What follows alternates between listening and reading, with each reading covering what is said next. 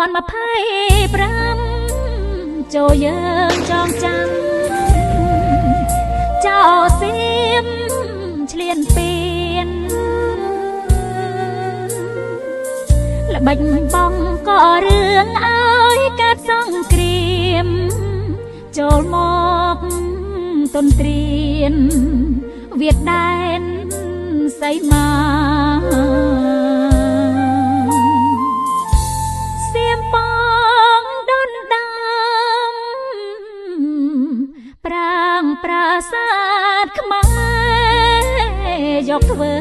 ជាខែដំបន់ដាងសាប្រាសាទបុរាណអច្ឆរិយៈអង្គចាគ្មានជាតិសាសនាអាចសង់បានឡើយសៀមប្រឹងសំដែងក្លែងប្រវត្តិសាស្ត្រភូតផក្រឡាស់បោកប្រាស់មុខក្រោយដុតដើមមិនបានកំតិចបងហើយបាញ់អិនលហើយលហើយចេតនាផ្លោមចំប្រាសាទព្រះវិហារនិងប្រាសាទខ្នាប្រាសាទដូនតាមួនតូចធំប្រាសាទជាច្រើនរងយ៉ាងដំនំតាក្របីថ្មធ្លាក់ទាំងដុំយំតាំងអវតា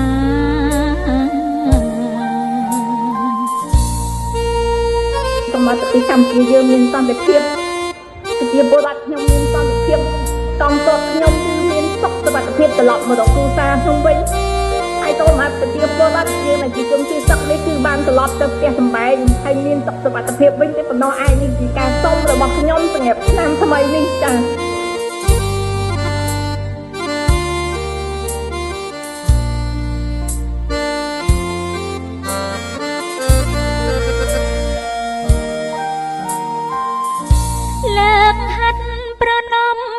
អង្គទេវតា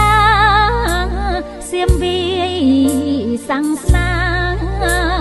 បំផ្លាញអារាមផ្លន់ទ្រព្រះខ្មែររំលោភដៀមដាមកម្មតាមចងពីមានអិត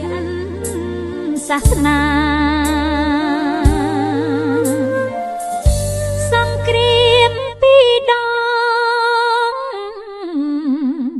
ចងក្រងរឿងប៉ិតសៀមប៉ិតប្រឌិតបំផន់អង្គការជាតិអន្តរជាតិមិនឆោតទេណាយើងពាក់ហិង្ការជារៀងរហូត